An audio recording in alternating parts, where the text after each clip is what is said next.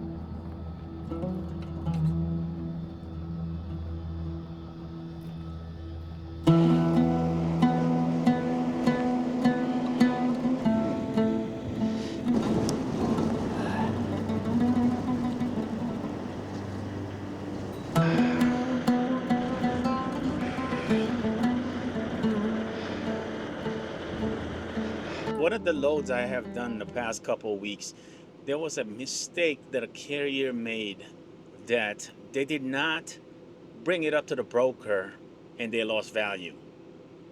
We're going to talk about that. But first, let's talk about this stinking load board. Pardon the mess in the back because look at that. I actually was doing an Amazon short run. It's like a container, right? And if you did not know, a lot of these containers, the kingpin is going to be a little bit deeper, and also the legs are going to be a little bit closer towards your bumper, like your rear bumper. Therefore, when you're doing a full turn, like a 90-degree turn, a lot of times your freaking hanger, your mud flap hanger, they're gonna get caught up on that leg and they're gonna snap them right off. And that's what happened last time. What I usually do is I usually take them off. That's why I like those kind of hanger, right? The one when you can just take the pin off and then pull it out real quick, and then you know what I mean, put them back on later on. So, but anyway, that's what happened. But I got something different, and I think they're gonna work out better. So remember last video I said, you know what? The rates are not looking that bad. Well, last week they were pretty crappy. This week they're even more crappier. You know, it's just there's nothing available really. The couple weeks before that, they were staying on an average of about 60 to 80, results found within the Vegas area, within the same amount of range, about 150, 150-mile range. And now this week and last week was an average of 40, which is significant cut. You know what I mean? A significant decrease on the amount of what's available. And let me tell you, brokers, man, they know. I don't know how they know exactly. As soon as, like, before the week even starts, before it even becomes so bad, that they already know that it's gonna be bad. So the only thing that I can attribute to that is that they actually track. They have, I don't know if they do or not, if they have some kind of centralized tracking. It's something that we don't know about. Like, you know how they ask you, hey, are you okay with tracking? Now, maybe they have something centralized, or maybe MacroPoint is providing them this information that, hey, you got this many trucks out here, you got this many trucks out here, and things like that. I don't know if that's true or not, but that's the only way they would know, right? I mean, yeah, you got like information where the DAT and truck stop will show you that, hey, there's this many trucks inbound to that area, and DAT will do as well, and then there's this many loads outbound of this area. I don't think that's good enough information for them, though. So I think, I mean, for some reason, I feel like somebody is providing them information where actual, accurate, that carriers, that you have this many carriers in this area. You know what I mean? I have a feeling that somebody's providing them that information, because, like, they know, like I said, they know before the week even starts, they already know where to set that rate, which is insane, man. It really is. So anyway, Like they there was one load, right? There's been so many loads that I seen over here. They've been here for a couple of weeks, man. They've been on this board for a couple of weeks, and yet when you call on the load, nothing, man. They don't even want to budge. They don't want to move. I feel like they don't even want to move that freight. You know what I mean? And I was talking to Parker about it, and I was like, this is probably like that's why I think there should be some kind of consequences to these brokers that are not able to move this freight. You know, I don't know that world. I don't know the broker world.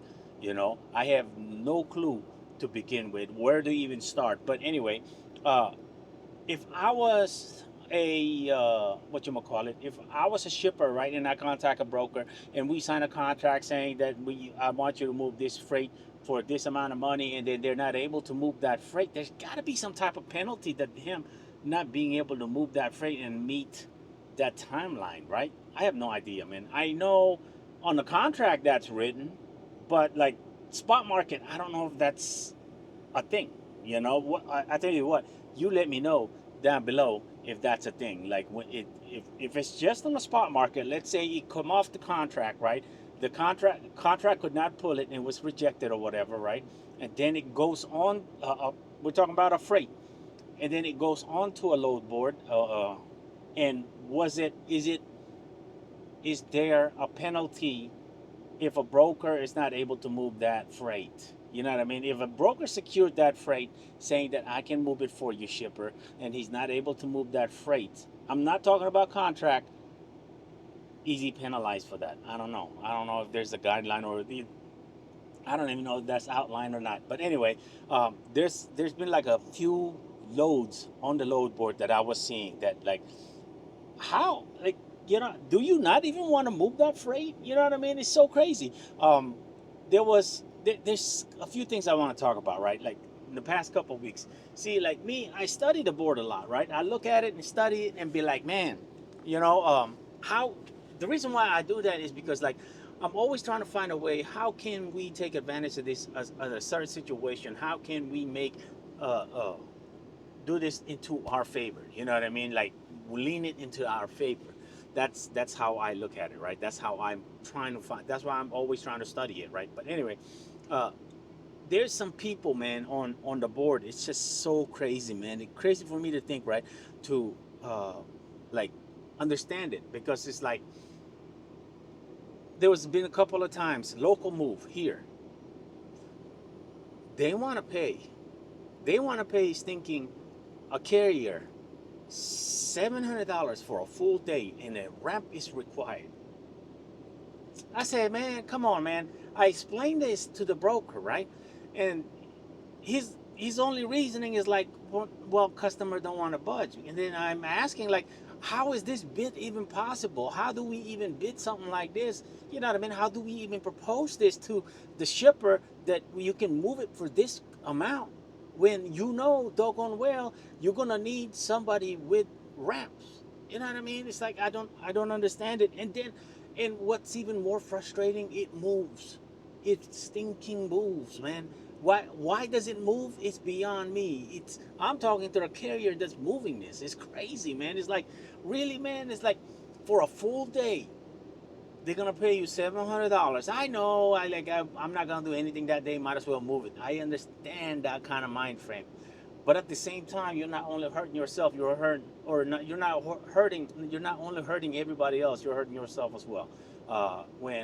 When you do things like that, you know what I mean? Like, usually for me, when something requires ramps, I'm usually adding $300 onto that. To quote that rate. $300. That's just my baseline. You know what I'm saying? And whatever else you need me to do with that particular equipment. If you want me to operate it, load it myself, do this, do that, because what they're doing when it's self load and self driver load and driver unload is and also requires ramps is that the shipper, right, they're taking their responsibility off. They want no responsibility off that freight. That's why you got to charge a little bit more, right? Because now you're taking the responsibility yourself as the carrier. Because if something was to happen to that freight during, you know what I mean, loading, then that's an insurance claim on you as a carrier. That's why I need to charge more when they require driver load and driver unload. You know what I'm saying? So anyway, that makes sense, right? I got sidetracked talking so much, man. I'm passionate about this. You know what I mean? Um, there was a couple of things. There was a few things that I was seeing on the load board that I thought, like they're posted, and it's posted in a ridiculous manner. Look at this, man. Okay, 465 pounds. I get it. It's light. But come on, man. 16 foot of space. And you want to go all the way to Florida from an Air Force base to an Air Force base, right? And now, not only that going into the base requires you to have clean record, and I believe a lot of times you have to be a U.S. citizen, right? So when those requirements are required, then like you know what I mean? It's like, what are we doing? You know what I'm saying? It's like how is this even possible? Like how I don't I don't understand, man. Like sometimes I just don't.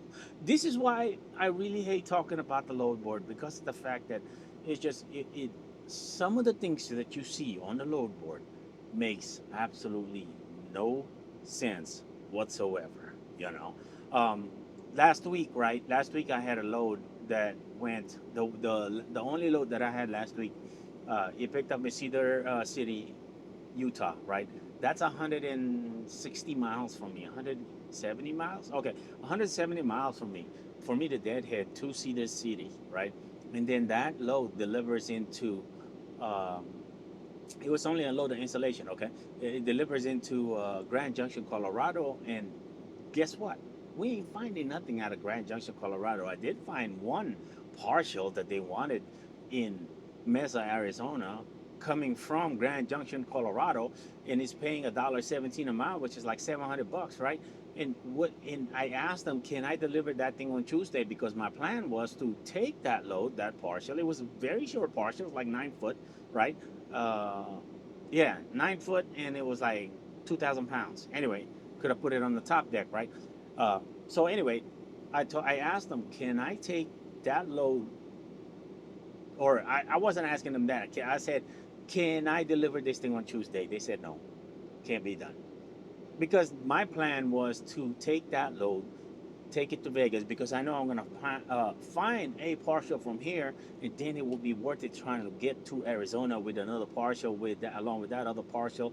Probably going to be like maybe 17, $1,800. You know what I mean? So that would have been like okay, right? But I mean, yeah, I can't just go $700 going into Phoenix and then being another deadhead. I mean, dead zone. You know what I'm saying? Like Phoenix is one of those places where it's just another hit and miss, just like Vegas. You know what I mean?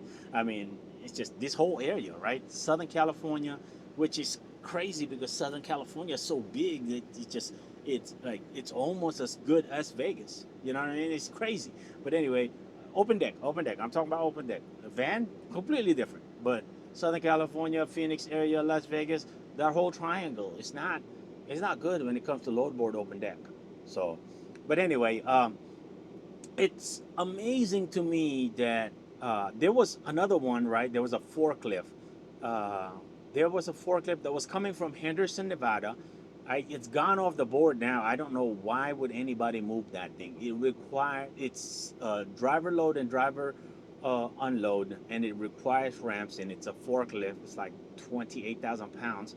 Last week, Friday, last week, beginning of the week, they had that thing posted, and they wanted to move it for $900. I told them 1,400.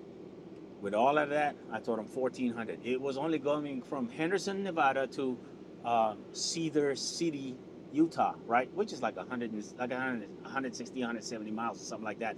Anyway, I know the miles don't matter, but like, I mean, such a short miles, right? You could probably do that for 900. Yeah, if I didn't have to have ramps and I didn't have to load it and unload it myself, I mean, come on, man. You know what I'm saying? You're making me do all these extra labor and extra responsibility, and you don't want to pay me for it? Come on. It doesn't make no sense, right? That's why I told them 1,400. And then Friday, that same load, it became 1,200. This nobody moved it. Okay, nobody moved it for 1,200. I'm guessing there was a lot less carriers in the area. Maybe nobody with the ramps. You know what I mean? Or maybe just didn't want to do it. Anyway, this week, Monday, today, they posted that doggone thing for 800. It was PLS that posted it again for 800. Before it wasn't PLS, it was another broker that was posting it. Okay, but now they're posting it for 800 and it disappeared off the load board. I don't know if it got booked. I'm looking for it right now, or not. But I know I'm not moving that for no freaking 800. Uh, yeah, it's gone. It's gone off the load board. For some reason, I don't. Somebody must have booked it, or maybe PLS is like, we're dropping it. I have no idea. All I know is gone off the load board and like, see, like right here, this is actually not a bad load, but when it stays on the board, man, when this a load like this stays on the board, there's something not right about it. Okay, look at the MC.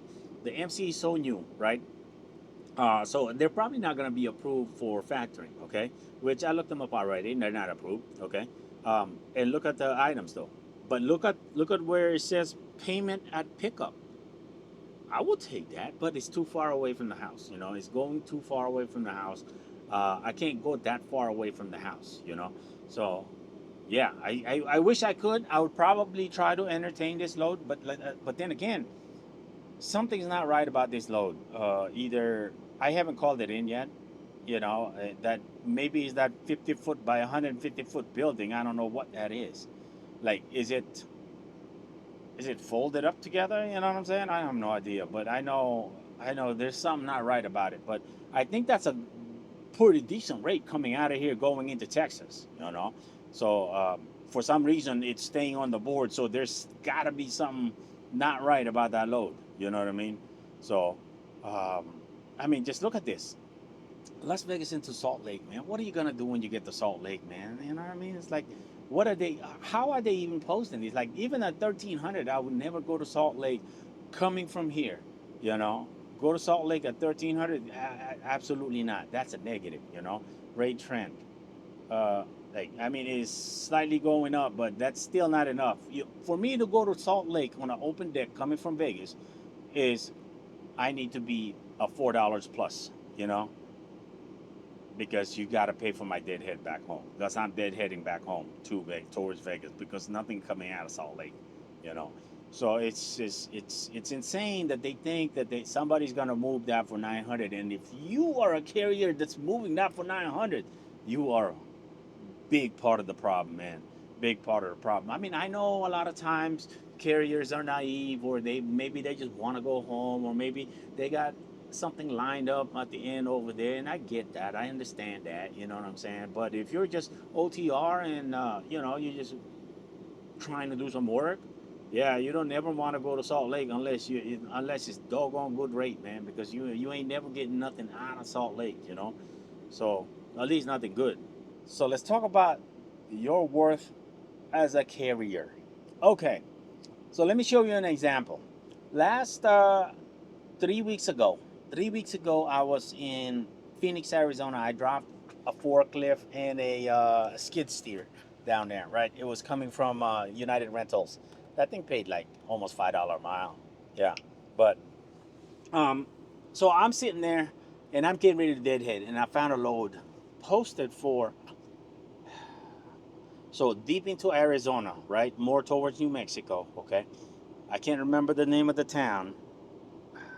Dang it. Anyway, from there into Ely, Nevada. Ely, Nevada is like 200 miles from here, okay? So I was like, I know I'm familiar with that area. I know exactly that I can come home easily. So I booked it. The load was posted for 2,500, and I asked for 2,800. We finally settled at 27, and that puts us to almost $4 a mile, which is not bad. That's not bad at all, because I would have been dead. I would have to deadhead all the way back home. Okay. Anyway, it was, I believe, like 380 a mile or something like that, to be specific. But so we booked it, right? Went down there. I deadhead all the way down there. I deadhead 240 40 miles to get to it because uh, US 60 in Glove is closed. Like from 9 o'clock in the morning to 3 o'clock in the afternoon or something like that. It's closed on both ways. You know, they're doing construction. So uh, I had to go add an extra 100 miles to get to the pickup. Okay. So, but when I got to the pickup to get out of the pickup area back towards Las Vegas, I could take the US 60 because it was already 4 or 5 o'clock in the afternoon. So I took, so it was the actual original miles to Ely, Nevada. Okay. Now, when I got to Ely, Nevada, I tried to contact the, receiving, receiver, right? I've been trying to contact the receiver and nothing. We don't get no answer, none of that. So I contacted the broker, and broker, I was like, hey, listen, man, I can't get a hold of this guy, man. I don't know where he is. I don't know. Like, can we get contact information? Can you give him my contact information? Tell him to call me. And then he tried his end, and then finally I just called the shipper, and shipper told me that, listen, man, you ain't never gonna get no signal from your delivery contact information because they're in the middle of nowhere in the mountains. Okay, no problems. And so then I asked them, hey, listen, is this accurate? Is this address accurate? It wasn't even the address on the BOL. It was actually, you had to type in the company that you're delivering to, right? And then it shows. But the problem is, the company you're delivering to was actually 100 miles away from Ely, which they also call Ely as an address. Now it's a mining area, okay? I was like, okay, cool, no problems. You know what I mean? So I brought this up to the broker, and I told him, man, listen, this is an extra 100 miles, so what can we do to compensate me for that? You know what I mean? This is already after I delivered it because there's such a bad addresses, right? And then he was like, okay, what are you looking for, man? I said, listen, I we're already done with the load. I'm already delivered. You give me an extra 200. We call it a day, you know? And he was like, okay, let me go ask the shipper, Let me present it to her. And if everything you said checks out, it should be no problem, hopefully. And then he also mentioned it's funny that there's three other drivers that went before you, that delivered before you, and had said nothing. I said, well, they're missing out. And that's what I mean. It's like you have to know, you got to understand, like, uh, when I bid on that rate, he was showing that it's going to be Ely, Nevada, which is like the address still showing Ely. He could have easily fought me on that, right? Even the shipper could have easily fought me on that, you know. But they were cool with it because it makes sense. You know what I mean? An extra 100 miles on the freaking trip outside of Ely, even though it's still considered Ely, you know what I mean? It's like that's still a money. Those are miles, Those are miles that I'm using my fuel, and extra miles that I'm getting further out, So, but anyway, broker was cool with it, man. Shipper was cool with it. Monday come along. This was a Friday. Monday come along, gave me a new Raycon with $200 on top of it. And those carriers that didn't say nothing about it, guess what? They just missed out. I could have probably asked for 300. I could have probably asked for 400. But you guys, as you guys know, if you've been watching this channel a while, you know that I am pretty fair when it comes to negotiations. You know what I mean? I'm not too greedy or nothing like that. I mean, the initial negotiation was 2,700, right? And the original miles was supposed to be around 721 miles, but it ended up being 810 miles. So, but an extra $200 after I delivered the load, I thought was gonna be sufficient enough for me for them not to be like, wait a minute, man, I think that's too much. You know what I mean? So sure enough, they were happy with the 200, and I was happy with the 200. You know what I mean? Because the deal was already done. You know what I mean? Because they, like I said, they could have easily fought me on that. Because it's like Ely is still, the address still showing us Ely, Nevada. Even though it's 100 miles away.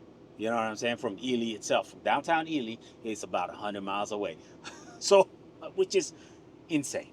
Anyway, I thought that was a good time to bring up Know Your Worth. You know what I mean? I know it's a broad statement or whatever, right? And that is like that's you have to know that when when times like that comes, you know what I mean? You gotta be able to go and approach that broker and be like, hey, listen, this is not what we talked about. You know what I mean? So can you? I mean, is there any way you can do something for me on this part? You know what I mean? Is there any way you can add more to this rate card or whatever? Some type of accessorials, you know, whatever, you know. But it's just that anyway. I'm talking a lot, but it kind of reminded me that, you know what I mean? Because it's like the only reason why I'm mentioning and I'm talking about it is because those other three carriers had said zero thing about it. You know, now I guarantee you that same broker, I don't know, he seemed like a pretty straightforward, honest kind of guy. You know, if he was some type of crook, you know, he would have been like, hey, what about my three other carriers? You know what I mean?